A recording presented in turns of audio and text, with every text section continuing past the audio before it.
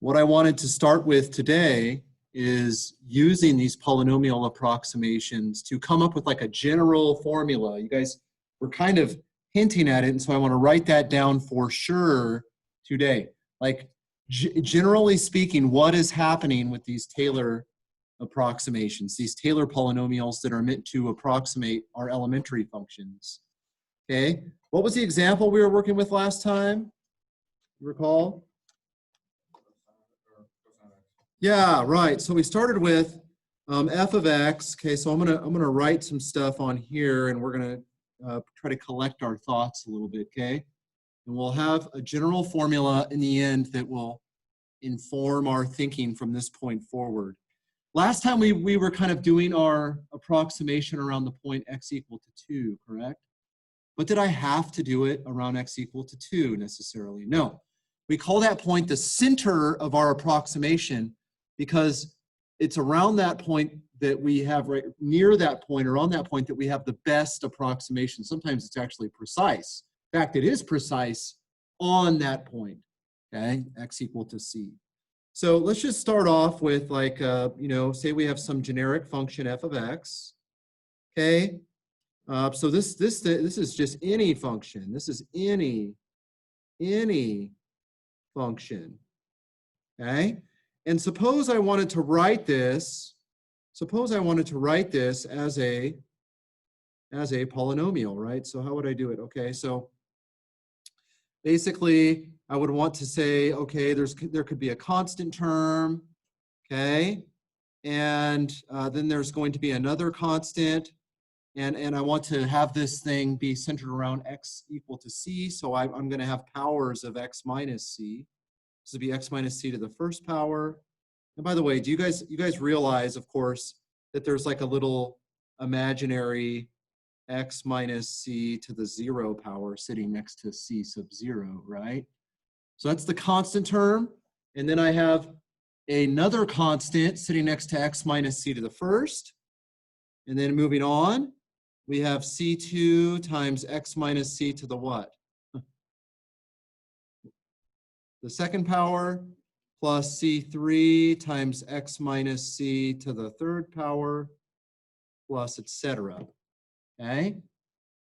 And then the question is, how do I get my hands on these constant terms? Like what is c0, what is c1, what is c2, what should c3, what should all of these be? Right? So what are C0, C1, C2, etc., right? What should they be in order to make this approximation work? Does that make sense? And so what we discovered last time is what seemed to work is plugging in C into various derivatives, correct? Remember, we were like plugging in the number C for x into various derivatives. So note the following. How could I get C0? What could I plug into the function to get C0? What could I plug in for x immediately to get C0? C. And do you see that everything above that first term C0 would just die? Yeah? So C0 is equal to f of c. Okay? Last time c was 2. Remember? And so we plugged in 2. Yeah? We had like cosine of 2 was what the constant term should be. Okay, and then what did we do? Well, we took a derivative. So this is one thing we want to set aside. C0 is equal to this. Then we took a derivative, so f prime of x. And so that sort of indicates that really we need function that's differentiable, right? Which most of the functions we're going to be interested in are going to be nice and well behaved in that way. Okay, like sine, cosine, exponential, logarithm, things like that. If I take the derivative of this function, it should coincide with the derivative of this like polynomial I'm trying to construct, yes? And what is the derivative of this polynomial? The whole reason we're doing this is because polynomials are easy to find the derivative of, yes?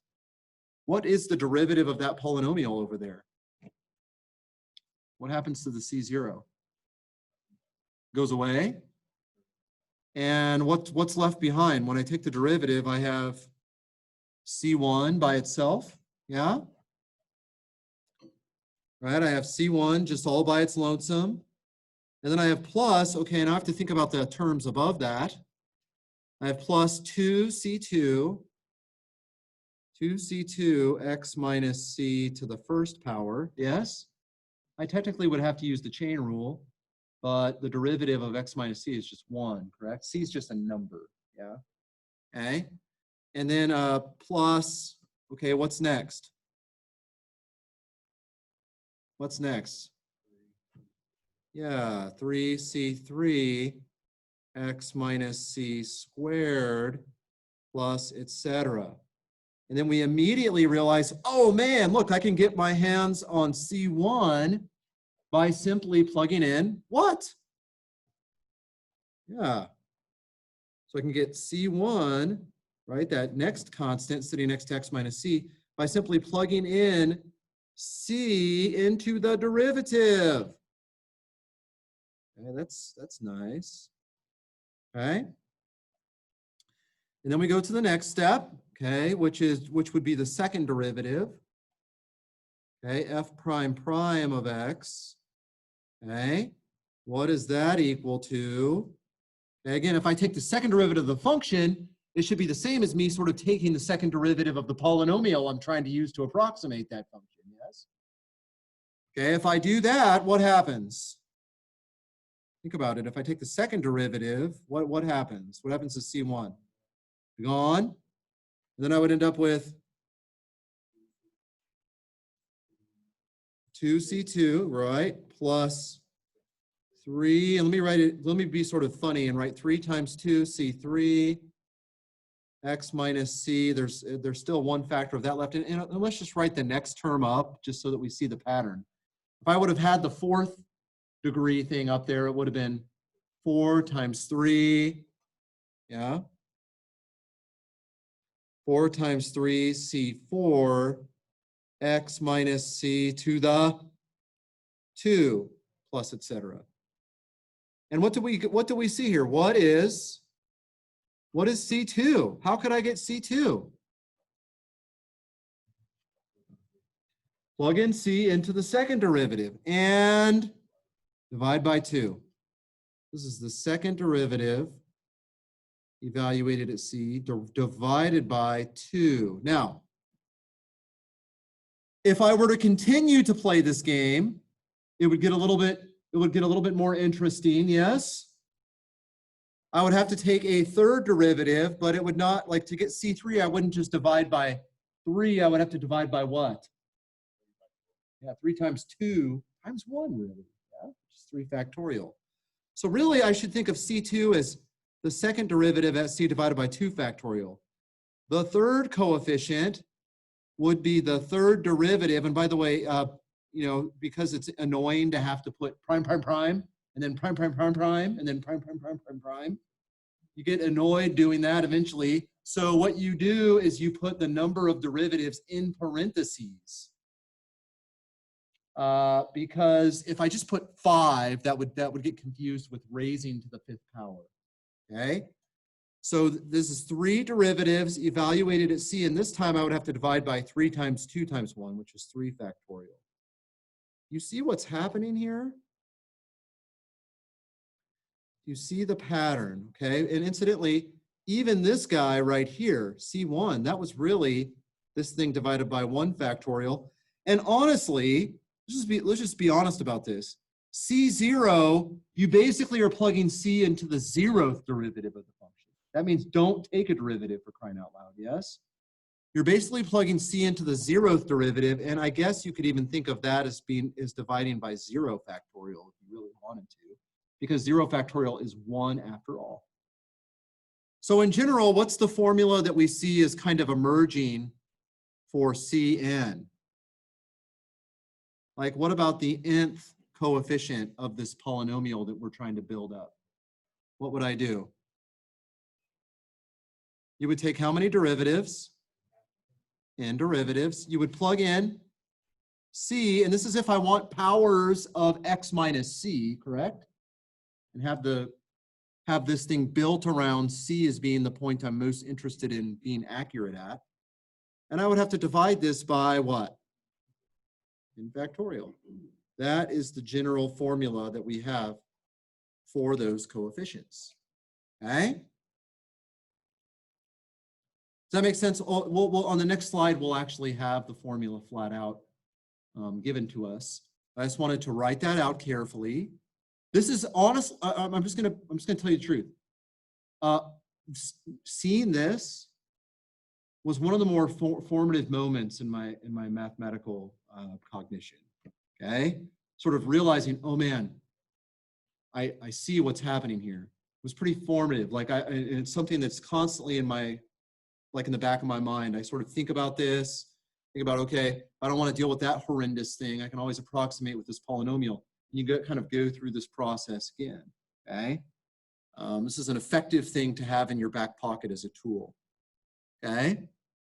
So in other words, let me just say this. So Pn, which is like the nth polynomial approximation, like I wrote equals right here, correct? But that was assuming that I might potentially have to go on forever, yeah? If I wanted to approximate with polynomials, I would just stop at degree n. Does that make sense? Okay, last time we did tangent line, and then we did second degree, etc. Okay? So I'm going to erase this. Is that okay? Any questions on this before I erase this? And I want to write the polynomial approximation Pn of x. I'm going to erase this. Pn of x, the polynomial approximation to f of x is just, let me write it this way. It's going to be sum, okay, m, right? I need a different letter for my index here because I used n right here.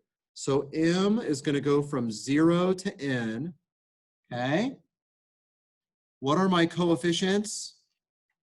Well, it's going to be the mth derivative of f evaluated where? If I want to center this thing at C, where do I evaluate the various derivatives? At C over m factorial x minus c to the m. I know I swapped out n's for m's, but hopefully you'll forgive me for that, okay? Okay, so all this is exactly what we just said, and you kind of stop this madness at degree n, okay? So you take the appropriate number of derivatives of the function, plug c in, and then divide by that number of derivatives factorial, and that's your constant that sits next to x minus c raised to the n, okay? And this would be a polynomial approximation to f of x. Now, because like I stopped this thing at n, yeah? It's kind of like the nth partial sum, basically, yeah? Now, and you would expect that the best approximations would happen where? Like near where? C, right? Near C is where the best approximations would happen. We saw that visually last time, okay? All right, any questions on that? I use summation notation. I know that's a little obnoxious, but yeah, yes. It really just depends on the situation at hand. Turns out, I mean, we'll talk about remainders a little bit. Like the remainder is how off I am for a given value of x. Generally, that's controlled by the next derivative of the function. Turns out that's the thing that sort of tells us how far off we are. Okay. Kind of like, remember in alternating series, what sort of dictated how far away we were from the total sum? It wasn't at the next term. The next term was the thing that dictated how far off from the total sum we were. It's a similar thing here. It's basically controlled by the next derivative, like the n plus first derivative in this case. Yes, Marie? Why is the power on x minus c not going to be n minus 1? Because like when you had the function of the derivative, the power was like dropping down like 1 less. Well, but yeah, so I mean, that was when we were trying to figure out what the coefficients were, right? So oops, I erased a bunch of stuff here. What was I doing? Hang on. what am I missing? So it should be f divided by this, yes.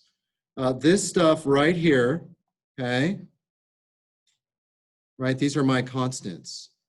And before I didn't know what they were. That's why I was taking derivatives, to figure out what those things were, right?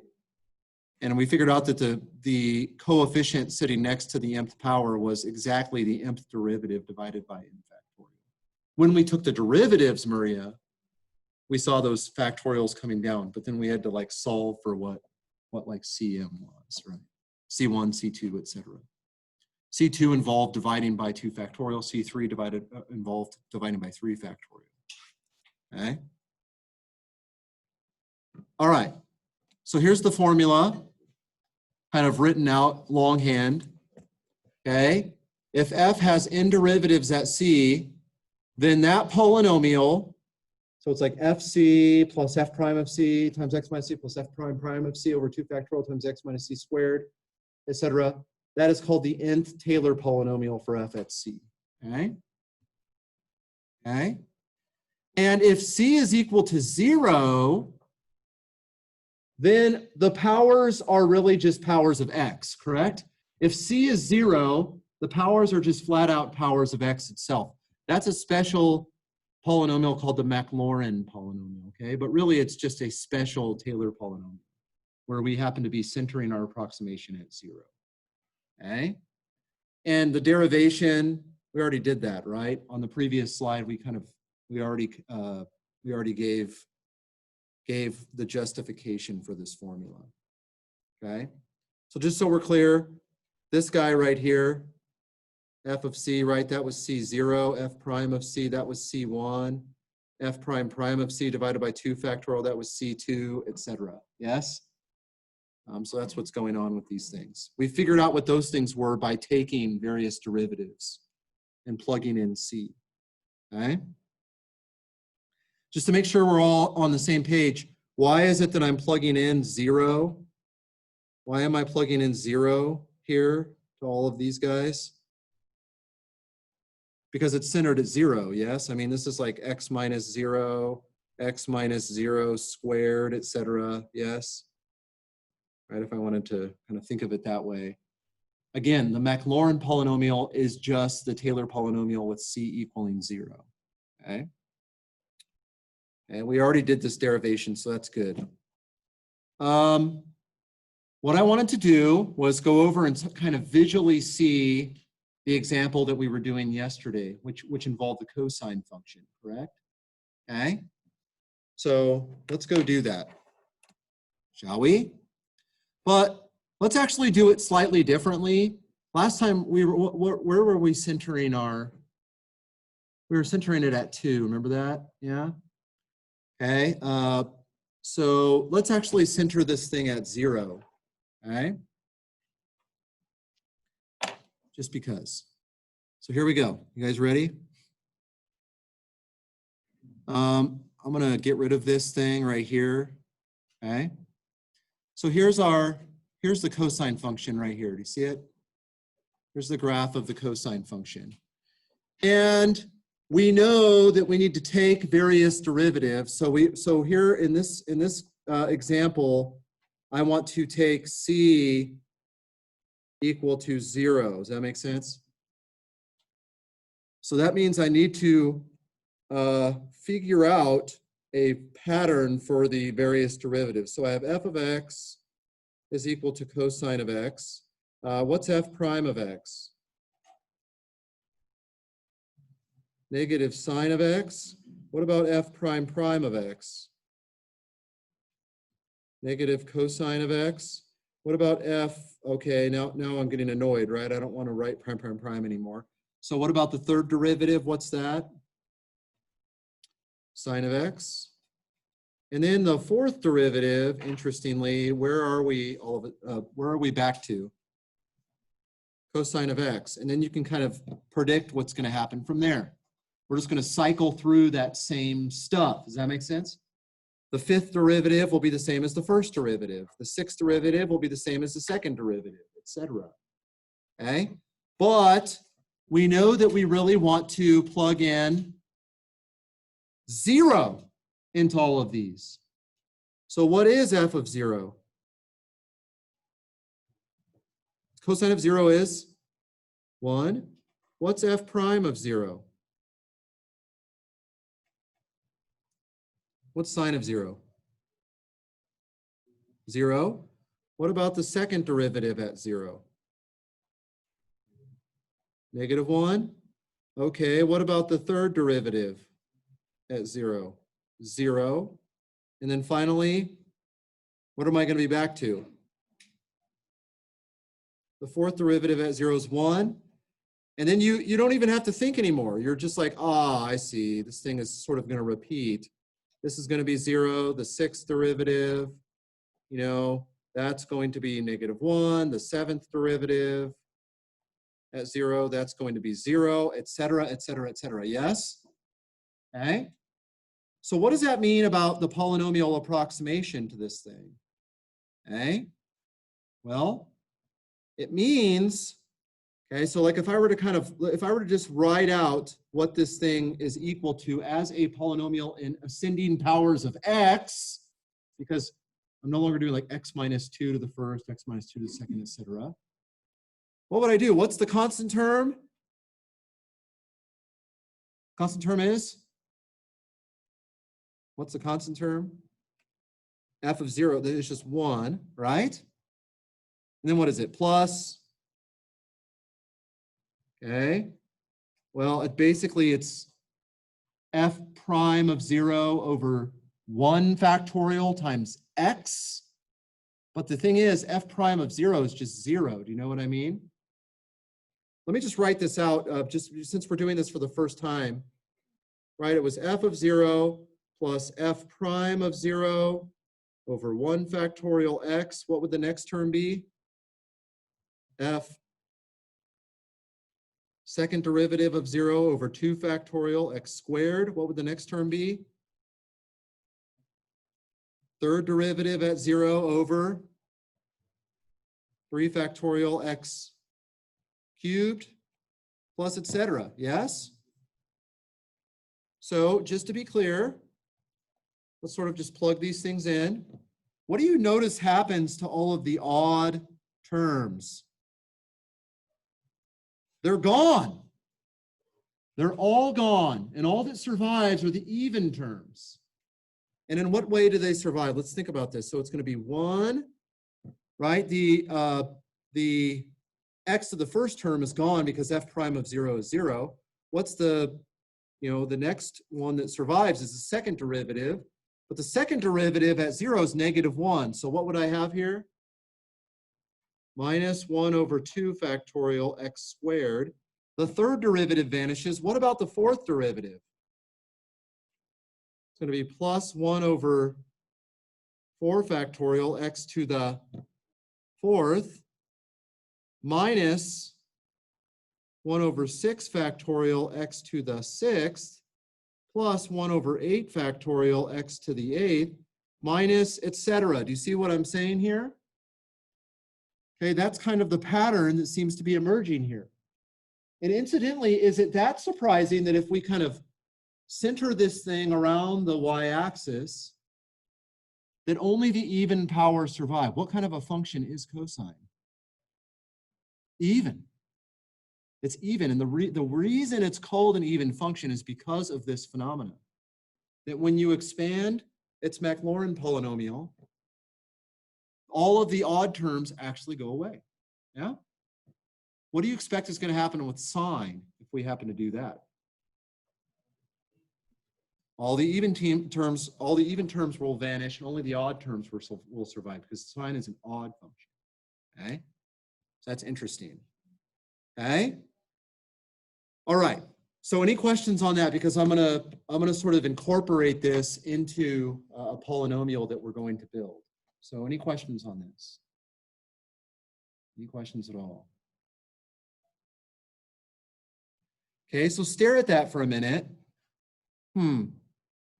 Even terms survive, yes? It looks like the power on the x matches the factorial, yes? Make sense? The power on the x like matches the factorial. And every other term, this is an alternating series. Do you see that? Every other term is negative. How could I get that thing to agree? I mean, how could I get the negative thing to kind of tack on correctly? Like, okay, so the first one is x squared. That's negative. That 2 is 2 times 1, correct? What about 4? That's like 2 times 2, correct? 6 is 2 times 3, yeah? It seems like I should take whatever power I'm on and divide that by 2, and that will automatically, like for instance, if I divide 6 by 2, yeah, if I divide 6 by 2, I get 3. Negative 1 to the 3, that's negative, correct? It seems like that sort of thing gives me what I need, and we'll sort of incorporate that here in an interesting way in just a minute. Okay, so any questions on this so far? We're about to sort of see this thing in action, but any questions? Okay. So watch this. Desmos is pretty, I mean, you can pretty much not know what you're doing at all and still get it to do what you want. Believe me, I don't know what I'm doing half the time, and it still manages to do what I want eventually. So you can go sum. See that? Okay. Let's go in, right? It has n right here. I don't know. Maybe we'll say, yeah, let's do n. N going from 0, let's say up to m of what? Well, it was like -1 to the something. Okay, yeah, I want to add a slider for m. Okay, that's something we'll play with in a minute. It was -1 to the something divided by what? Like n factorial or 2n factorial? Are all of the factorials even? Yes? Okay. And then it was like x raised to what power? 2n. It has to match the factorial thing, yes? Okay. And what's the minus? It's -1 to what power? Yeah, it's actually to the n, right? It's that power divided by 2, and that will actually work out. And -1 to the n. Okay. Notice, look, if m is 1, and look, I have to mess with this thing here. Here, let me tweak this. Okay, what are my steps? Look, I want to step by 1. I want to go from 0, m equals 0 to m equal to, I don't know, like 100 or something. Okay, so this will like put me through all of the polynomials from the stupidest one possible, which is just one term, yeah, all the way up to 100 if I wanted to. Okay, so let's see. I think I can go down to 0. Does that make sense? That look, the 0th polynomial is just this flat horizontal line. Do you see that? What if I bump this up to 1? Okay. You know, this is what I get. Now it's like a parabola. And like if I increase this, do you see what's happening here?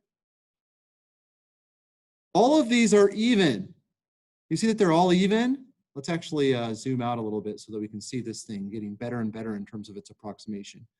I think I can actually animate this thing. Oh man, it's going too fast. Hang on.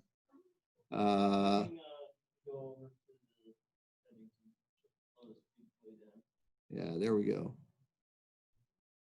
Okay, that's sort of cool, right? So do you see what's happening here? It's slowly moving us through all of the different polynomials, but do you see how it's getting better and better and better the more terms that I take, right? M equal to 17, m equal to 25. That's actually all the way up to x to the 50th power. Do you see what I'm saying? I think it would be all the way up to x to the 50th power. Look how good that thing is getting. Does it seem like it's ever going to stop getting better and better and better the more terms I'm getting? No, it seems like it's just going to keep getting better forever, right? Just sort of interesting. I need to let this thing pause. It's getting exhausted at this point. See, you can kind of tell because it's thickening this curve over here like this. But I think that's pretty cool. Look at how good of an approximation I get. M equal to 77. That means that the highest power of x is what? 144. Do you know what I mean? It means I'm approximating the cosine function with 100. Oh yeah, 154. Right? So I'm approximating the cosine function with a 154-degree polynomial. Yeah? And only the even terms in there happen to survive. Okay? Look at this. I mean, I could zoom in on this. I literally can't tell the difference between the cosine function and this thing and this polynomial approximation for a while at this point, right? Then I zoom out far enough and it's, you know, it starts to kind of deviate away a little bit. Okay, so I think that's pretty interesting. This thing's really starting to struggle at this point. Yeah. Okay, that's all right. Or maybe I better bring the degree of this thing down a little bit. Oh man. What? Just killed my whole thing. Yeah, well, we'll do something else here in just a minute. But that was a cool thing to think about, right? So let's go back in here and we'll start talking about some stuff. Any questions on that?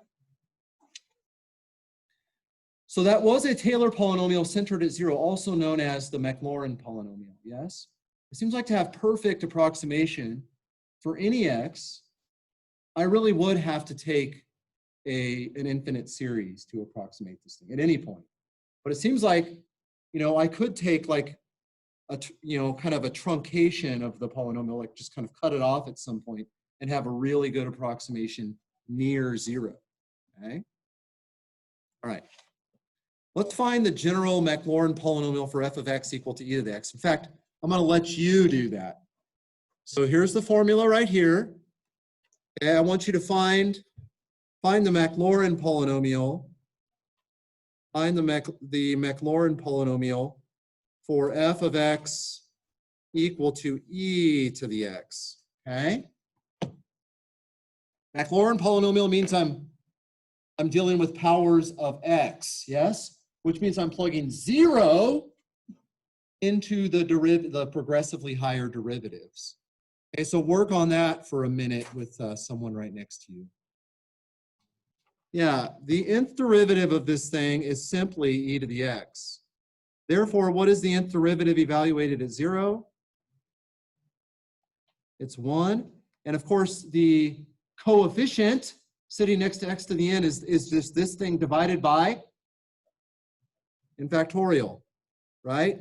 So this guy, you know, like the generic term is going to be 1 over n factorial times x to the n plus etc., right? So that's what the generic polynomial for this thing looks like. By the way, so let me just say, so that means that like e to the x is equal to 1 over 0 factorial x to the 0, which is 1, plus 1 over 1 factorial x to the 1, which is x, plus what?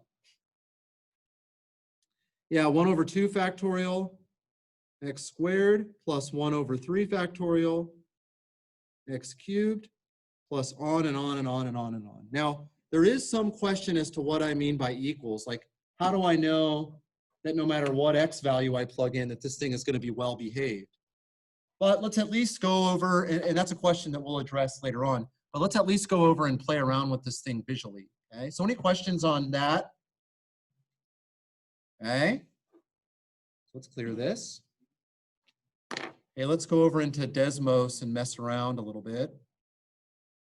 Okay, so what did I want? F of x equal to what? E to the x, there it is, right? So there's the function f of x equal e to the x. I'm going to move that down so we can kind of see what's happening very clearly. What did I do before to kind of get my polynomial? I did sum. I'm going to go n equals 0 to m. Okay, this will be like the mth polynomial. And what was the generic term? What did it look like? Yeah, x to the n. Oops. Yeah, I liked what that said. Add a slider for m. Yes, I want that. X to the n divided by n factorial. Yes, 1 over n factorial times x to the n. Okay? And I need to mess with this slider a little bit. What did I do? I think I just went up here before, right? What was the step? 1, and I don't know, let's do 0 to 100, although that was a little bit sketchy last time. That's okay. Okay, done. Okay, so m equal to 0 is sort of a stupid approximation. Okay, m equal to 1, that's a tangent line approximation, yes? And it's going to have the best approximations near 0. What about m equal to 2? Okay, that's looking a little bit better, yeah? M equal to 3. So this is the 3rd degree polynomial approximation, even better. M equal to 4. Looking better still. 5, 6, 7, 8. Oh, look at this thing, right? Looks like a lizard whipping its tail around, yes? So that's pretty cool. So let's actually do the animation here. I'm going to zoom out and kind of watch this thing. Well, that's not very helpful. Okay. This thing again is going too fast. It's not allowing it to catch up, right? Okay, did you see that? I think that's pretty cool. Oops, did I turn it off? Yeah, so you can kind of see this thing going back and forth. And it's still going too fast. It's actually staying, it's not catching up fast enough to do this. But you see that this is becoming better and better and better the higher the degree polynomial that we happen to take. Yes? And it looks like the further out I go, the more x values I'm allowed to plug in and be sure that I actually have something that's fairly accurate. Okay? That's interesting stuff. Okay, any questions on that? I think that's pretty nice. Okay. So let's see. We already kind of messed around with the cosine function for a long time. Okay. Let's talk about a Maclaurin polynomial for the logarithm function. Okay. Let's talk about a Maclaurin polynomial for the logarithm function. That is a little bit trickier. Okay, so here's what I want to do. I want to sort of give you this.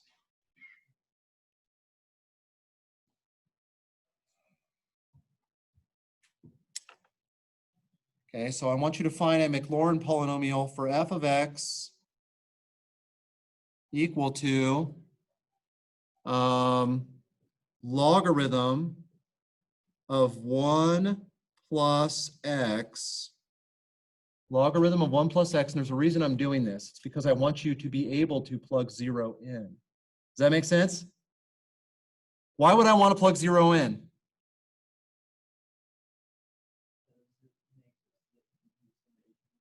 Well, it makes it so you can make the Maclaurin polynomial. Does that make sense? The Maclaurin polynomial is like you kind of center around x equal to 0. So logarithm of 1 plus x, find the Maclaurin polynomial.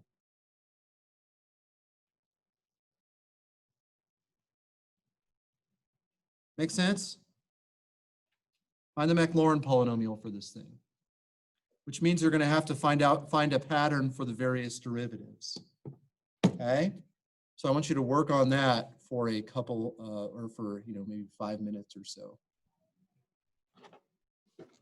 Well, what's f prime of x?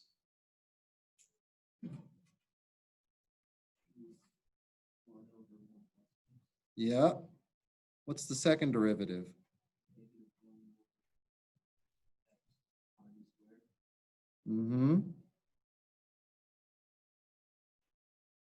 What's the third derivative?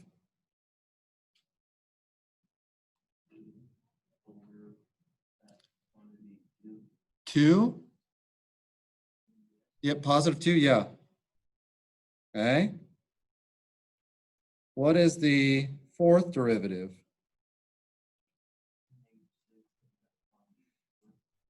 What might be a better way of writing that instead of 6 so that we can discern a pattern? 3 factorial.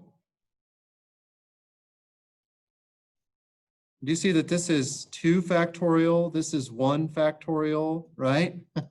Yeah. Okay. Negative 3 factorial over what? 1 plus x to the 4th. Was that right? Next. What do we have?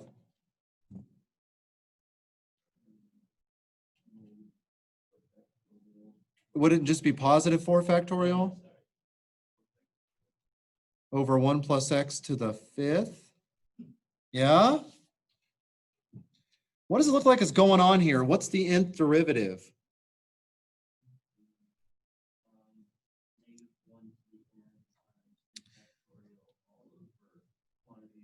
Hang on, so negative 1 to the n, okay, I'm with you. Right, because or is it negative 1 to the n, is it negative 1 to the n, or is it negative 1 to the, is it negative 1 to the n or negative 1 to the, it's like if it's 5, it's positive. If it's 4, it's negative, yeah? Maybe negative 1 to the n minus 1 or n plus 1 or something. Times what? Careful. What's the relationship between the derivative and the factorial we encounter? Actually, let's make this n minus 1 just because it's cleaner. It doesn't matter if we go n minus 1 or n plus 1, but what is the relationship between the factorial and the derivative we're on? Yeah, it's n minus 1 factorial. Okay, divided by what? 1 plus x to the n. Okay? So what is the nth coefficient? Cn, of course, is like the nth derivative at 0 divided by n factorial, which in this case, the nth derivative at 0, that means I want to take this guy right here and plug in 0, yeah?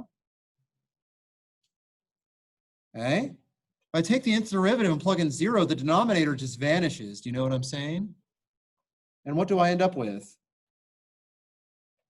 Negative 1 to the n minus 1 times n minus 1 factorial over what? N factorial. What happens with n minus 1 factorial and n factorial?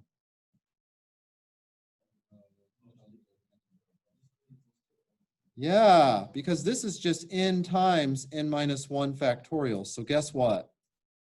That and that cancel. And so what do we end up getting for Cn?